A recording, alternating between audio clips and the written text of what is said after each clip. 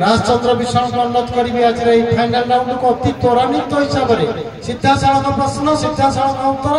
नचे पूरा किसी न आलोचना किसी डिस्कसन माध्यम किसी ना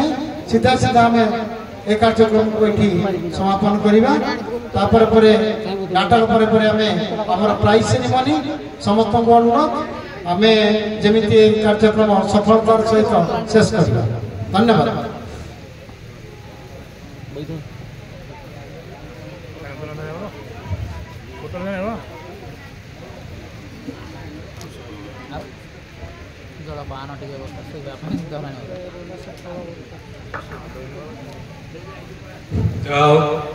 शेष पर्याय एवं समत नबानी सीधा प्रश्न पड़ेगा आपंकर भाग्य बाटिका रही जातु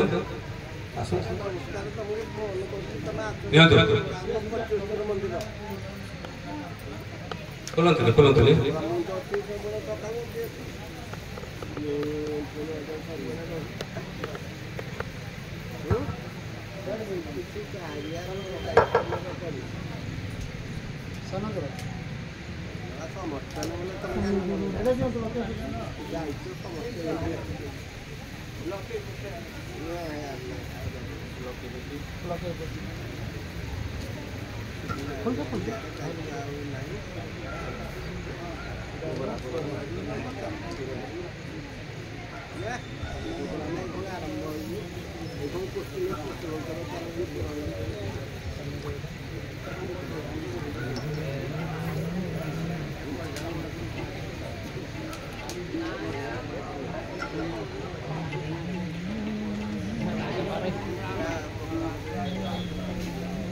प्रथम प्रश्न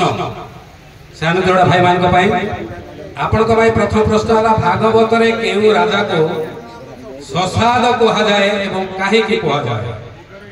भागवत रे केउ राजा को ससाद कहा जाए एवं ससाद कहबार कारण कौन।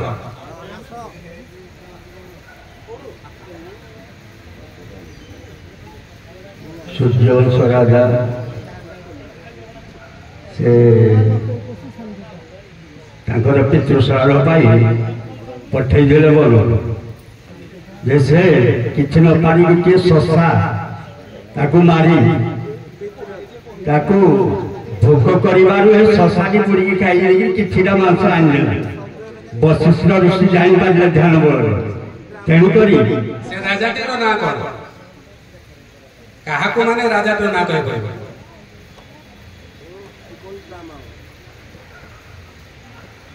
इच्छाकू वंशर पुत्र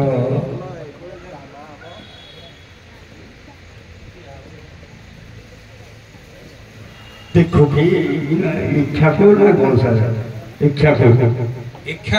ग्रहण करवा आपण देइथिबा इच्छाकू संपन्न होल सठिक उत्तर हो जे इच्छाकू का पुत्र विकुक्षी। आप नंबर पाइबे। द्वितीय नंबर है द्वितीय प्रश्न है लोचन बेनी थाई मुखे जेहरी मूरति न देखे। लोचन बेनी थाई मुखे जेहरी मूरति न देखे जेउ आखि दुईटी भगवान मूर्ति बा रूप को देखी नाही। भागवत अनुसार से दुईटी आखि को मयूर आखि कौन कहले मयूर आखि मयूर आखि चंद्रिका मयूर आखि नुह मयूर चंद्रिका 2 नंबर मयूर आखि नुह मयूर चंद्रिका कहते 2 नंबर दिया जाए। बालक वृद्ध जेत ऋण अवश्य होइब मरण देह बहिले निश्चय मरी मरण छारे किंपा डरी ए जीव मरण निकटे बेगे चिंतई अन्य घटे। ए कथाटी किए कहा को कहिथिले। बालक वृद्ध जेत ऋण अवश्य होइब मरण देह बहिले निश्चय मरी मरण छारे किंपा डरी ए जीव मरण निकटे बेगे चिंतई अन्य घटे। ए कथाटी किए कहा को कहिथि। श्रीलंकेश्वर राजा ए विषय हिरणाक्ष तांकर समस्त प्रजा राणी मानक कहीदेले से भाई जो मृत्यु होता से समय कहीदे शेष उत्तर आपण देइथिबा उत्तर संपूर्ण भूल सठिक उत्तर होउची देवकी को जेतेबेले कंस हाणुथिला सेतेबेले वसुदेव कंस को कहिथिले उत्तर भूल। चतुर्थ प्रश्न भाईर दुखे जेहु दुखी से प्राणी साहा काळे सुखी ए कथा किए काहाको कहिथिले भाईर दुखे जेहु दुखी से प्राणी साहा काळे सुखी ए कथाटी किए काहाको कहिथिले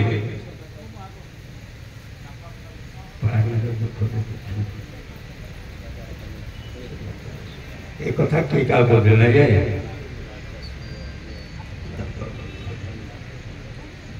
भीष्म युधिष्ठिर को कहिथिले आपनकर उत्तर भीष्म युधिष्ठिर को कहिथिले शेष उत्तर आपनकर दैते उत्तर संपूर्ण भूल ए कथाटी दक्ष प्रजापति यज्ञ रे जते पुत्र सॉरी दक्ष प्रजापति जते पुत्र उपार्जन कले एवं सृष्टि करिया पई कहिले संसार करिया पई कहिले सेते बेले नारद दक्ष प्रजापति पुत्र मान को ए कथाटी कहिले कारण ता पूर्वरु नारद को परामर्श क्रमे दक्ष प्रजापति पुत्र सब सन्यासी जाइछथि। पंचम प्रश्न परम शास्त्र भागवत अभ्यास करूथिब नित्य ए भक्तिटी किए काहाको कहिछन सुखदेव परीक्षित कहिछन सुखदेव ग्रहण करिया ना कि चेंज करिबे क्षमा करिवे आपण देइथिबा उत्तर संपूर्ण भूल ए कथाटी आपण कहिसंते नवमुनि भीतरो प्रबुद्ध मुनि राजा निमि को कहिसंते। प्रथम 5टी प्रश्न सरीछि द्वितीय पर्यायर प्रथम लोके पसी भाई मान पई प्रथम प्रश्न भागवत वर्णित केउ राजा को धुंधुमार कहा जाए एवं धुंधुमार कहबार कारण कौन भागवत वर्णित केउ राजा को धुंधुमार कहा जाए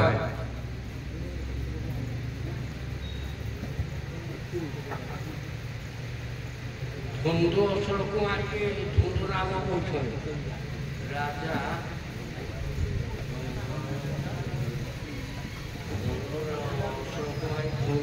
राम कहछन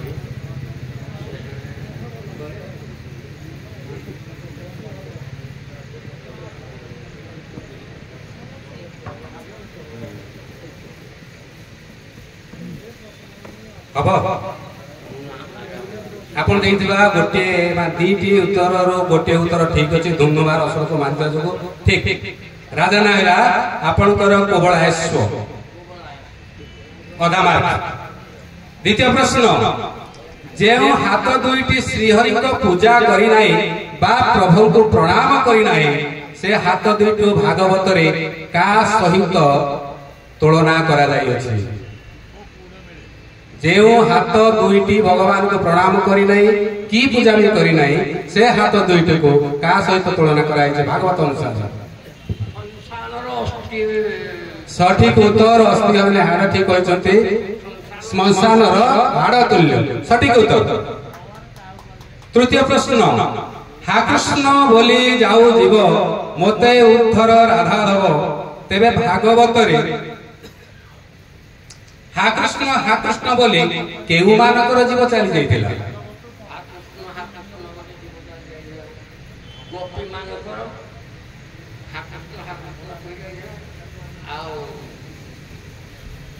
ये अष्टपात वंशिकर जीवन जाइला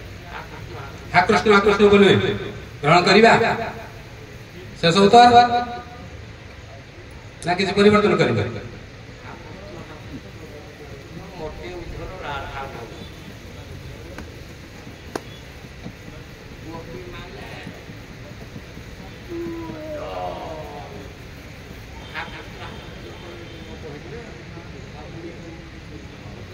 जो कामिनी प्रजनारी साधु संगे बोले करियो साधु संग करिके करले कृष्ण उत्तर डाबा नै समोतिक्रांत क्षमा करेंगे आपण देइथिबा उत्तर सठिक नुह सठिक उत्तर होचे वसुदेव देवकी रोहिणी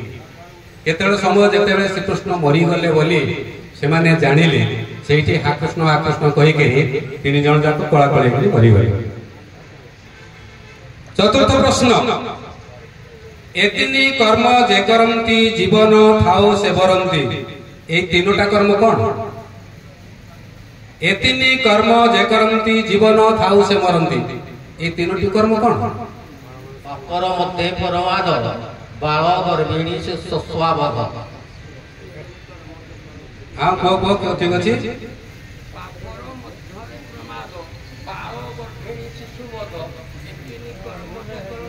बाळ गर्भिणी स्वस्वावध सठिक उत्तर होची स्त्री गर्भिणी एवं शिशु सठिक उत्तर आपणकर पंचम प्रश्न तथा ए पर्यायर शेष प्रश्न पंच महायज्ञ रु देवयज्ञ एवं भूतयज्ञ काहाकू कहंती पंच महायज्ञ रु देवयज्ञ एवं भूतयज्ञ काहाकू कहंती देवयज्ञ कोन भूतयज्ञ कोन देवयज्ञरे देवयज्ञरो मुक्त हो पितृयज्ञरे मुक्त हो प्रश्न हैला पंच यज्ञ मध्यरु देवयज्ञ काहा कहबा एवं पितृयज्ञ का भूतयज्ञ का कहबा पितृयज्ञ भूत देवयज्ञ भूतयज्ञ देवयज्ञ हैला तत्वरे जो आहुति दिया होगी सेला तत्वज्ञ हमको मु करा होगी भूतयज्ञ हमरो खूब काणी मानको सठिक उत्तर होउची देवयज्ञ हैला हमर आहुति दबा होम करिबा एवं भूतयज्ञ हमर हैला कुकुर कुआ ए जो काउ खाउ मानको खाद्य दबा सठिक उत्तर पंचटी प्रश्न सर जाई छी एबे गोबरा भाई मानकर प्रथम पांचटी प्रश्न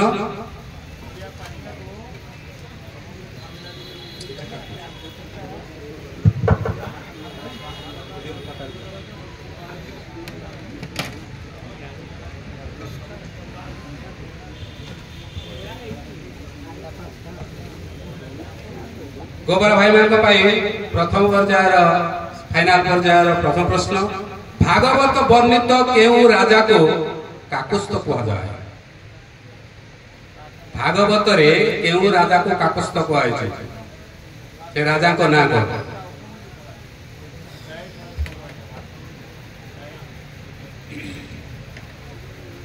से इंद्र पिठी रे बसी युद्ध करिवारो तांको काकुस्थ कहा जाए ये राजा को नाम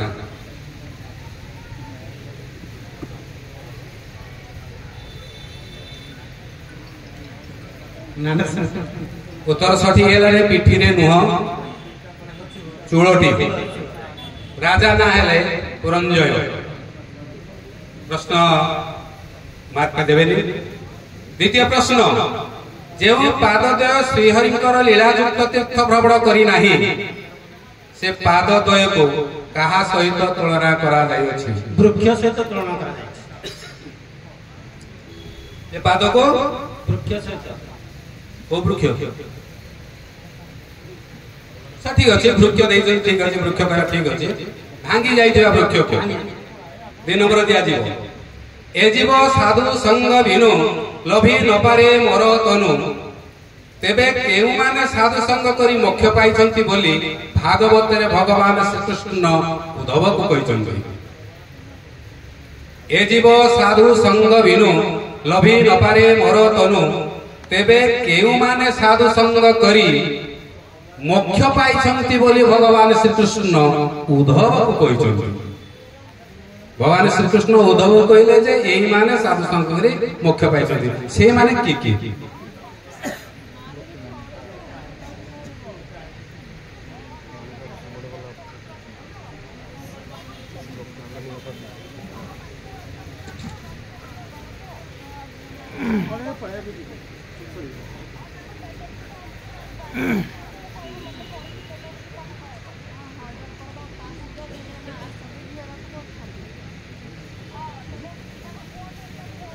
बाबा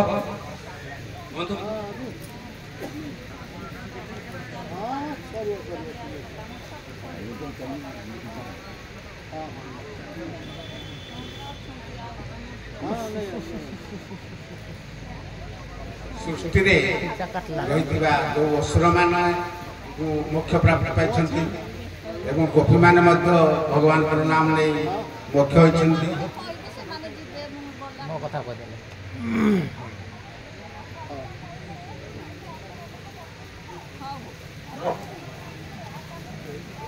आपण देले जुड़ी उत्तर दुईटी उत्तर गोटे उत्तर ठीक अच्छे अधे मार्क दिया जीवो यार सठिक उत्तर है भागवत एकादश स्कंद 98 पृष्ठ लिखा है यज्ञ कामिनी ब्रज नारी ए साधु संगे गले करी ब्रज नारी या पूर्व आलोचना भी मत किए करते ब्रज नारी एवं गोप नारी ए यज्ञ कामिनी ब्राह्मण। चतुर्थ प्रश्न समस्ते होई एक मुख डाकंती नारायण रख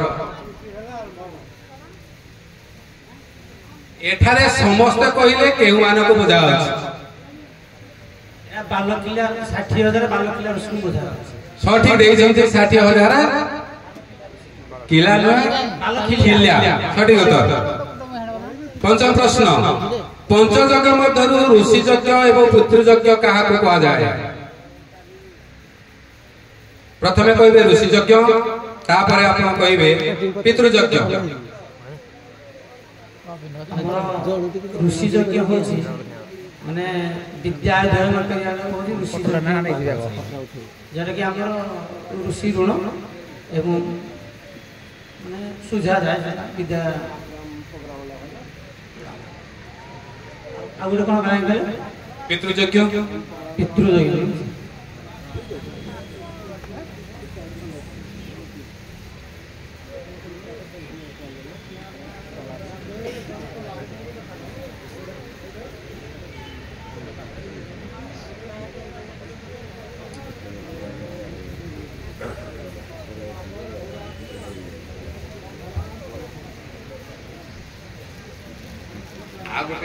पिता माता मरीगला जो पूजा यज्ञ करा जाए से पितृयज्ञ सठिक ठीक अच्छे पूजा यज्ञ नुहे श्राद्ध तर्पण जोड़ा कहते सठिक से ठीक अच्छे भावगत दृष्टि ठीक अच्छे मार्क दिया एवं ऋषि यज्ञ आपंकर जो ग्रंथ पाठ करवा ये जो ऋषि यज्ञ कह जाए आपण प्रथम 5टी प्रश्न सरी जाइए आमर आसो सान जोड़ा भाई मान द्वितीय पर्यायर षष्ठ प्रश्न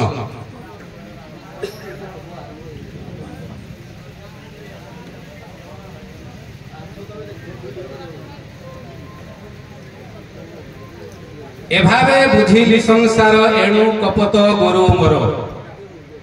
एठारे कपत ठारू अवधूत केउ ज्ञान पाई कपत को निजर गुरु करिथिले कपत ठारू स्त्री संसार मोह माया माया रागु से गुरु कर प्रकृत स्त्री पुत्र मरती ये मतलब जाऊँ मरिया तेणुक मायार बंधन टाक से देखिकी माया दूर करने भावगत दृष्टि ठीक अच्छे अत्यधिक ममता स्नेह ममता द्वारा ठीक अच्छे ठीक अच्छे सठिक उत्तर देते कपत ठारू अवधूत गले अत्यधिक ममता विनाशर कारण बा दुखर भोग कारण यही ज्ञान कपत ठारू अवधूत शिक्षा कर गुरु कले। सप्तम प्रश्न राजस्व भक्ति कहा कहते राजस्व भक्ति आमर 3 प्रकार सात्विक राजसिक तामसिक राजसिक भक्ति कह राजस्व भक्ति कहते राजसिक जहाँ कर्म कर्म वासना जार होती राजसिक से कर्म वासना ही कर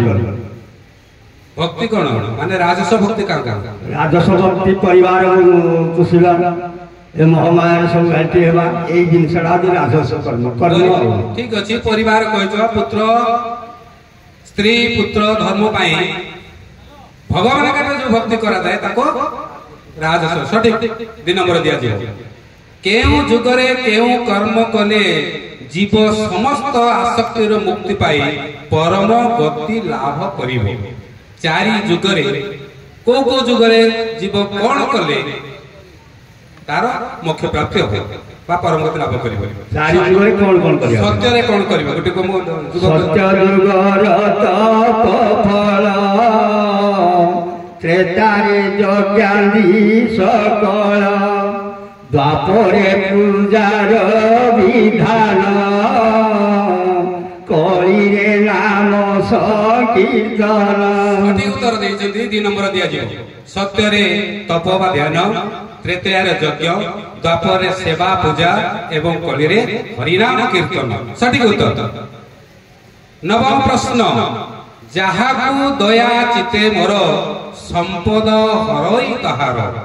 भगवान श्री कृष्ण एपरि कहिबा द्वारा जीवन दर्शन उपरे की प्रभाव पड़ुछि जीवन ଯାହାକୁ ଦୟା ସେ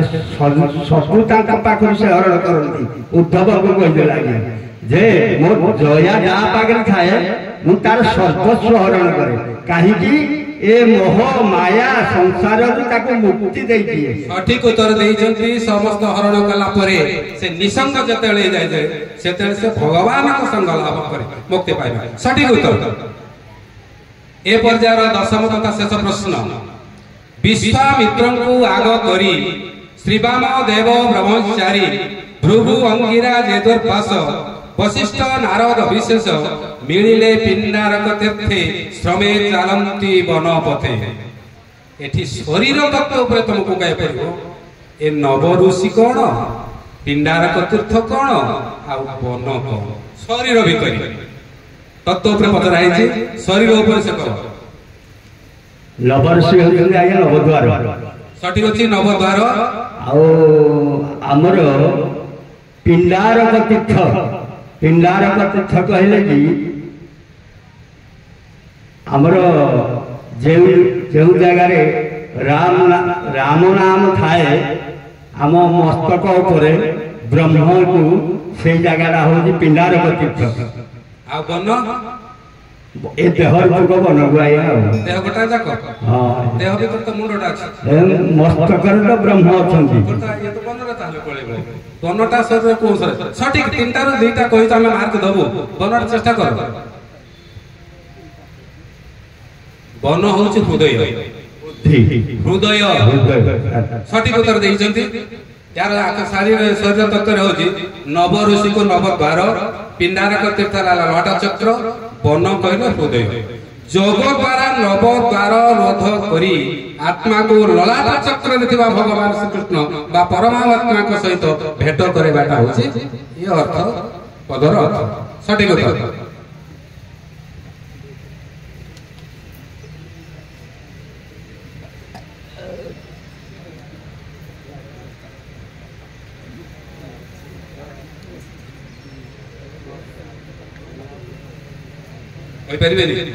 कौन कहले षष्ठ प्रश्न एणु सर्प दीक्षा धरी गृहस्थ आश्रम मन करी अवधूत सर्प ठारू केउ गुण ग्रहण करिबा केउ शिक्षा पाई सर्प को निजर गुरु करिथिले सर्पर कोनसे घर नाही से कोनसे बिलर के स्थान बिलर अन्य लोक जाय घर नाही एक कथा तो सठिक उत्तर देइछन्ती सर्प होछि अघरी एक कथा तो साधु संत माने अघरी सठिक उत्तर सप्तम प्रश्न धन कार्पण्य सेवा बहळे किबा असाध्य मही तळे ए उक्तिटी किए काहा को कहिछन्ती धन कार्पण्य सेवा फळे किबा असाध्य मही तळे ए उक्तिटी किए काहा को कहिछन्ती चंद्र कहते तो आज्ञा प्रभास को जीवा पाई कहले जे इंडिया पकुआ होय होजी उत्पाद होजी ताऊ जीवा धन कार्पण्य सेवा फळे किबा असाध्य मही चंद्र कहते काहा को कहिछन्ती जादव मान को ठीक अछि भगवान श्री कृष्ण कहछन्ती केतळे कहछन्ती जानछन्ती तो केतळे पचारनी केतळे कहछन्ती ना जेते बेले ब्रह्म विशाप पड़िला যে যଦুବଂଶ ନାଶ ହବ সেই ସମୟର ଘଟଣା। ଅଷ୍ଟମ ପ୍ରଶ୍ନ, ଭଗବାନ ବିଷ୍ଣୁଙ୍କ ଅନ୍ୟ ନାମ ନାରାୟଣ, ତେବେ ଏହି ନାରାୟଣ ଶବ୍ଦ ନାରାୟଣ ନାମ ହେବାର ତାତ୍ପର୍ଯ୍ୟ କଣ?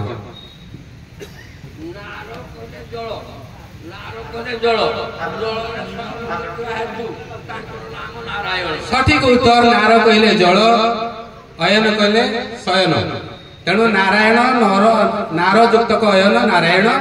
ଅର୍ଥ ଜଳ ମଧ୍ୟରେ ଶୟନ, ସୃଷ୍ଟିର ଜଳ ମଧ୍ୟରେ ଶୟନ କରିଥିଲେ। ସଠିକ ଉତ୍ତର। ନବମ ପ୍ରଶ୍ନ, ବ୍ରହ୍ମା ଯେ ମୋହର ନନ୍ଦନ, ତାକୁ ନ ରମେ ମୋର ମନ,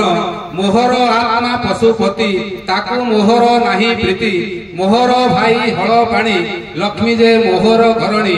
ତୁ ଯେ ମୋହର ପ୍ରିୟତମ, କେହି ନୁହନ୍ତି ତୋର ସମ। ଏଠାରେ କେହି ନୁହନ୍ତି ତୋର ସମ କହିଲେ ସେ ଜଣକ କି? ଭଗବାନ ଶ୍ରୀକୃଷ୍ଣ ଉଦ୍ଧବ। ଭୁଲ ହୋଇଗଲା ନା ଠିକ ଅଛି? ଠିକ ଅଛି, ସଠିକ ଉତ୍ତର। ସଠିକ ଉତ୍ତର 2 ନମ୍ବର ଦିଆଯିବ। ଦଶମ ପ୍ରଶ୍ନ ତଥା ଶେଷ ପ୍ରଶ୍ନ,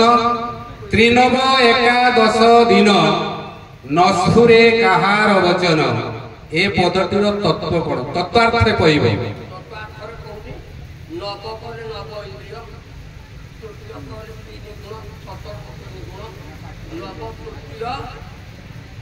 एकादश एकादश बोले एकादश इंद्रिय मनकु 10 इंद्रिय मनकु 11 नव बोले नव इंद्रिय तृतीय बोले 17 गुण एकादश बोले एकादश इंद्रिय नव तृतीय एकादश संख्या पुराण त्रयोदश मानस प्रश्न सेडु प्रश्नटा होची त्रिनव एकादश दिन न सुनी तुम्हार वचन नते 27 आया एका 27 11 केते ला 37 ओ त्रिनव एकादश दिन 9 ଆଉ 2 एकादश दिन डाकिले माने एतले 49 पवन बहियो सेदर डाकिले आ सठिक उत्तर 49 त्रिनव 3 नव 3 टा 9 9 3 27 एकादश 11 27 11 38 दी 9 दी अर्थ 2 9 अर्थ 9 9 2 ए जो 9 2 11 38 11 39 जो दिन 49 जो दिन पवन बहिब से आ का कथा सुनिब नाही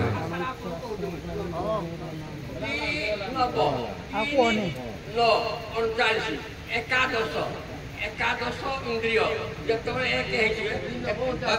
तुम कथा तुम सुना 3 9 कहले 39 एकादश कहले 11 39 11 केते आउ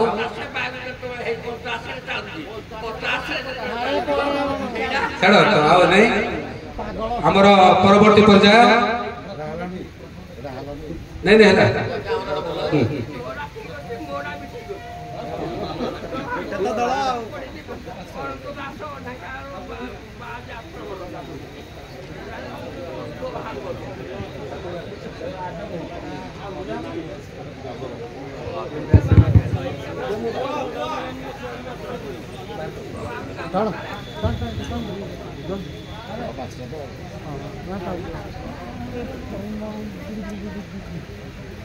षष्ठ प्रश्न आपण मान एणु मु पवन विचारी शिखिली गुरु शिक्षा करी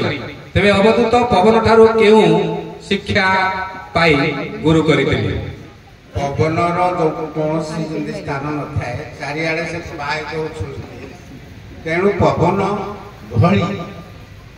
होबा कथा तेणु से ज्ञानटा शिखिले बा पाई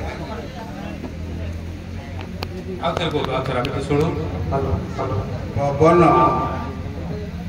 तार धर्म अनुसार से सबुठी से सबु जगार प्रभावित कौन से बास विचार ना सुगंध हो दुर्गंध हो मैला हो गछ हो यहीटा मो शुणवार पवन हूँ अनासक्त भाव और निसंगता जीवन जोग से अवधत गुरु करते सठिक उत्तर सकल घटे नारायण बसंती अनादि कारण ए पंक्ति किए काहाकू कहिथिले सकल घटे नारायण बसंती अनादि कारण ए पंक्ति बा एक उक्ति किए काहाकू कहिथिले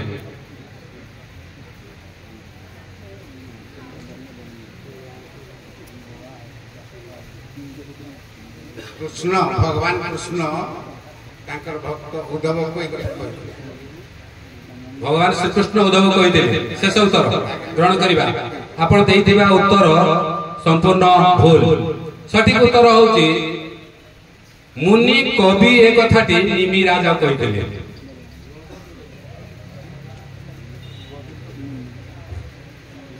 ଅଷ୍ଟମ ପ୍ରଶ୍ନ, ଉତ୍ତରା ଗର୍ଭସ୍ଥ ଶିଶୁ ଯାହାକୁ ଭଗବାନ ଶ୍ରୀକୃଷ୍ଣ ବ୍ରହ୍ମାସ୍ତ୍ର କବଳ ରକ୍ଷା କରିଥିଲେ ସେ ଶିଶୁଟିର ନାମ ପରୀକ୍ଷିତ ରଖାଯିବାର କାରଣ କଣ? ଉତ୍ତରା ଗର୍ଭସ୍ଥ ଶିଶୁ ଯାହାକୁ ଭଗବାନ ଶ୍ରୀକୃଷ୍ଣ ବ୍ରହ୍ମାସ୍ତ୍ର କବଳ ରକ୍ଷା କରିଥିଲେ ସେ ଶିଶୁଟିର ନାମ ପରୀକ୍ଷିତ କାହିଁକି ରଖାଗଲା? ସେ ପରୀକ୍ଷିତ ଯେତେବେଳେ ଜନ୍ମ ହେଲେ ସେ ସମସ୍ତଙ୍କୁ ମାନେ ଦେଖିଥିଲେ ଯେ ଭଗବାନଙ୍କ ପରି ସେ ଭଗବାନ କୃଷ୍ଣଙ୍କୁ ଦେଖିଛନ୍ତି ଗର୍ଭରେ ମାତା ଗର୍ଭରେ, ତେଣୁ ସେ ସମସ୍ତଙ୍କୁ ହିଁ ପରୀକ୍ଷା କରିଥିଲେ। ଶିଶୁଟି ପରୀକ୍ଷା କରୁଥିଲେ ସେ ସମସ୍ତଙ୍କୁ ଭଗବାନଙ୍କର ଚକ୍ର ୱାର୍ଡରେ ଗର୍ଭସ୍ଥ ସନ୍ତାନ ଥିବାରୁ ରକ୍ଷା ପାଇଥିବାରୁ ସେ ତାଙ୍କୁ ପରୀକ୍ଷିତ କୁହାଯାଏ। ଭାବଗତ ଦୃଷ୍ଟି ଟିକେ ରହିଲା ଠିକ ଅଛି। ପରୀକ୍ଷିତର ଶବ୍ଦ ହେଲା ପରିହିତ ପରୀକ୍ଷିତ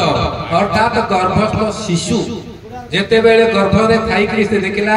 ବ୍ରହ୍ମାସ୍ତ୍ରକୁ ଭଗବାନ ଚକ୍ର ଏବଂ ଗଦା ଦ୍ୱାରା ସେ ବୁଲି ବୁଲି ଦେଖୁଛି ପରିତ କଲେ ଚାରିଆଡକୁ ଚାରିଆଡକୁ ନଜର କରି ଦେଖିଥିବାରୁ ତାଙ୍କର ପରୀକ୍ଷିତ ଗଲେ। ସଠିକ ଉତ୍ତର ଅନଳ ଦେଖିଣ ପତଙ୍ଗ ଯେନେ ଧାମନ୍ତି ଉଦବେଗ ଏ ଭକ୍ତିଟି କିଏ କେଉଁ ପ୍ରସଙ୍ଗରେ କହିଛନ୍ତି? ଅନଳ ଦେଖିଣ ପତଙ୍ଗ ଧାମନ୍ତି ଯେନେ ଧାମନ୍ତି ଉଦବେଗ ଏ ପ୍ରସଙ୍ଗଟି କିଏ କେତେବେଳେ କହିଛନ୍ତି?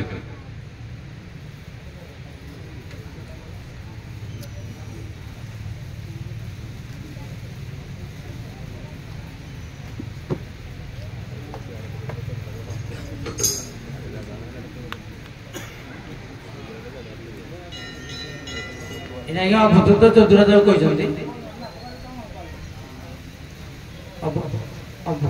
ଏ ପଂକ୍ତିଟି କେଉଁ ପ୍ରସଙ୍ଗରେ କୁହାଯାଇଛି? କିଏ କହିଛନ୍ତି କେଉଁ ପ୍ରସଙ୍ଗରେ ବା କୋଉ କୋଉ ସ୍ଥାନରେ? ଏଇଟା ଯେତେବେଳେ ଆଜ୍ଞା ଯୋଉ ପତଙ୍ଗକୁ ଗୁରୁ କରିଛନ୍ତି, ଅଭୂତ ପତଙ୍ଗକୁ ଗୁରୁ କରିଥିବାରୁ ଶେଷ ଉତ୍ତର ଗ୍ରହଣ କରିବା। କ୍ଷମା କରିବା, ଆପଣ ଦେଇଥିବା ଉତ୍ତର ସମ୍ପୂର୍ଣ୍ଣ ଭୁଲ। ଏ ଉତ୍ତରଟି ହେଉଛି ଅନଳ ଦେଖିଣ ପତଙ୍ଗ ଧାମନ୍ତି ଯେନେ ଉଦ୍ବେଗ। ଭଗବାନ ଶ୍ରୀକୃଷ୍ଣଙ୍କୁ ଦର୍ଶନ କରିବା ପାଇଁ ଦି ଜାଗାରେ ପତଙ୍ଗ ତୁଲ୍ୟ ପତଙ୍ଗ ଅଗ୍ନିକୁ ଦେଖିଲେ ଝାଁସିକି ପଶିଯାଏ, ଏମିତି ଦିଟି ଜାଗା ହେଇଥିଲେ। ଗୋଟିଏ ଜାଗାରେ ହେଲା ମଥୁରା ଦାଣ୍ଡରେ ଯେତେବେଳେ ଗପ ମଥୁରା ଦାଣ୍ଡରେ ଯେତେବେଳେ ଭଗବାନ ଶ୍ରୀକୃଷ୍ଣ ଯାଉଛି ମଥୁରାର ନର ନାରୀ ମାନେ ପତଙ୍ଗ ତୁଲ୍ୟ ଦେଖିବା ପାଇଁ ଦୌଡୁଥିଲେ। ଆଉ ଗୋଟିଏ ଜାଗା ହେଲା ଯଜ୍ଞ କାମିନୀ, ଯେତେବେଳେ ଖାଦ୍ୟ ମାଗିବାକୁ ଯାଇଥିଲେ ଦେଲେନି ଶୁଣିଲେ ସେତେବେଳେ ସେ ଭଗବାନ କୃଷ୍ଣଙ୍କୁ ଦର୍ଶନ କରିବା ପାଇଁ ଭଗବାନ ଶ୍ରୀକୃଷ୍ଣ ପାଖକୁ ପ୍ରୟାସ କରିଛନ୍ତି। ଶେଷ ପ୍ରଶ୍ନ, ଶ୍ରଦ୍ଧା ଭାବରେ ଯେ ପଡ଼ନ୍ତି ସପ୍ତ ପୁରୁଷ ସ୍ୱର୍ଗେ ଯାଆନ୍ତି ଜୀବନ ମୁକ୍ତ ସେ ବୋଲାଇ ଅନ୍ତଃ କାଳେ ବୈକୁଣ୍ଠ ପାଇ। ଏଠି ସପ୍ତ ପୁରୁଷ କହିଲେ କାହାକୁ କାହାକୁ ବୁଝାଯାଉଛି? ଶ୍ରଦ୍ଧା ଭାବରେ ଯେ ପଢ଼ନ୍ତି ସପ୍ତ ପୁରୁଷ ସ୍ୱର୍ଗେ ଯାଆନ୍ତି, ସେ ସପ୍ତ ପୁରୁଷ କଣ କଣ? ଏଟା ହେଇଟି ଅଛି ଦଶମା ଛାଡ଼ି ଦେଲେ ପଳଉଛୁ।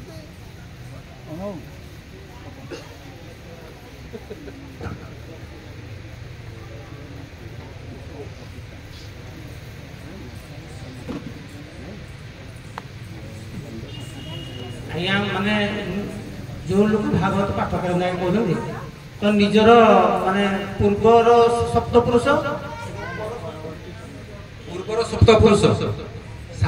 ପରବର୍ତ୍ତୀ ସପ୍ତ 14 ପୁରୁଷ ହେଇଗଲେ। 7 ପୁରୁଷ ଉଦ୍ଧାର ପାଇବେ ସ୍ୱର୍ଗବାସୀ। ସେ 7 ପୁରୁଷ କୋଉ କୋଉ ମାନଙ୍କର ପୁରୁଷ କୁହାଯାଉଛି? ବା କୁଳ ବଂଶ ବି କହିପାର ହବ। ପୁରୁଷ ହେଲେ ମା ପକ୍ଷର 2 ପୁରୁଷ, ବାପାଙ୍କର 3 ପୁରୁଷ, ଏଇମାନେ ସପ୍ତ ପୁରୁଷ ହେଇଛନ୍ତି। ଯେ 7 ରୁ ଆପଣ ମା ପକ୍ଷର 3 କହିଲେ, ବାପର 3 କହିଲେ, ନା 4 କହିଲେ? ନାଇଁ, ଇଏ ସପ୍ତ ପୁରୁଷ ହଉଛି ମାତୃକୁଳ, तापरे पितृकूल भग्नी कूल पत्नी कूल माउसी कूल पीयूसी कूल एवं ज्वाई कूल भागवतर यह हूँ 12 स्कंद 111 पृष्ठा यही 7 जन यदि भागवत पढ़ा जाए 7 वंश उद्धार पाती। जय जगन्नाथ गाओ पर्चा सरी जाइए एबे हमर घोषणा हम पर्चा देखिए केते कोन हैला केबे आपण माने टिके विदाय लेबे तबको हम टिके 10 मिनिट के चर्चा छोटा एवं तृतीय आइछंती गोबर ओ